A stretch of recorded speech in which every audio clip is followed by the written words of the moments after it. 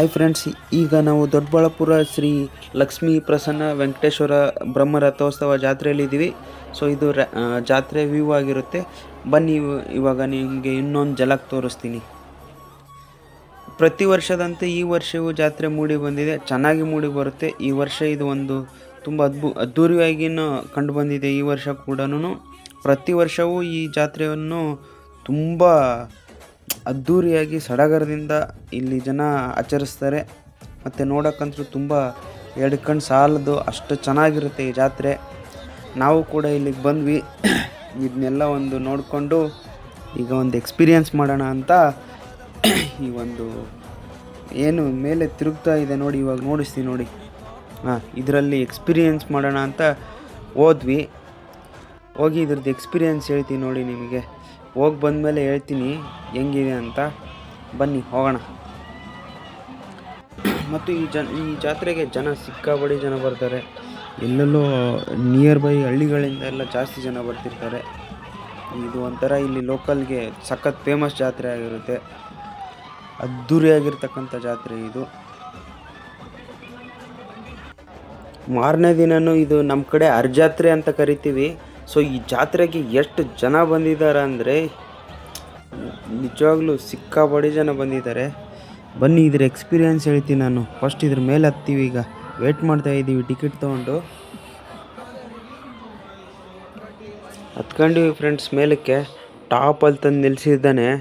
ಮೇಲೆಯಿಂದ view ಇದು ಆ ಕಡೆದು. ಸೊ ಈ ಕಡೆ ವ್ಯೂ ಒಂಚೂರು ನೋಡಿಸ್ತೀನಿ ನೋಡಿ. ಇನ್ನೂ ಟಾಪಲ್ಲಿ ಹೋಗ್ತೀವಿ ರೀ. ಫುಲ್ ಟಾಪಿಗೆ ಬಂದಿದ್ದೀವಿ. ಇವ್ರು ನಮ್ಮ ಫ್ರೆಂಡು.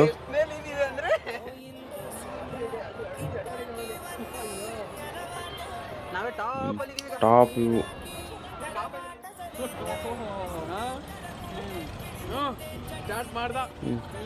ಇವಾಗ ಸ್ಟಾರ್ಟ್ ಮಾಡ್ತಾರೆ, ನೋಡೋಣ.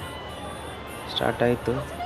ಹೋಗ್ತಾ ಇದ್ದೀವಿ, ನಿಧಾನಕ್ಕೆ ಹೋಗ್ತಿದ್ದೀವಿ ಫ್ರೆಂಡ್ಸ್. ಬರ್ತಾ ಬರ್ತಾ ಎಕ್ಸ್ಲೇಟರ್ ರೈಸ್ ಆಗ್ತಾ ಇತ್ತು. ಹೊರಟಿವಿ ಅಂದರೆ ಫ್ರೆಂಡ್ಸು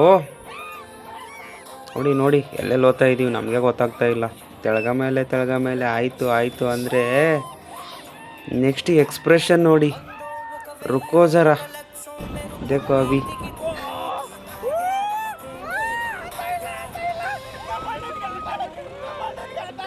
ಅಣ್ಣನ ಎಕ್ಸ್ಪೀರಿಯನ್ಸ್ ನೋಡ್ರಿ ಅಲ್ಲಿ.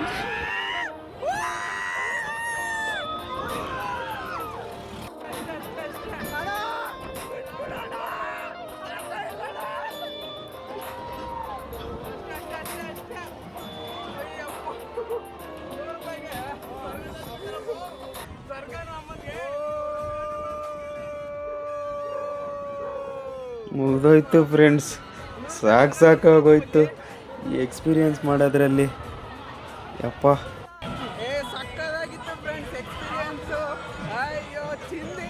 ಸ್ವಲ್ಪ ಜನ ಫ್ರೆಂಡ್ಸ್ ಕೇಳ್ತಿದ್ರಲ್ಲ ಜಾತ್ರೆಗೆ ಹೋಗಿ ಯಾಕೆ ವಿಡಿಯೋ ಮಾಡಿಲ್ಲ ಅಂತ.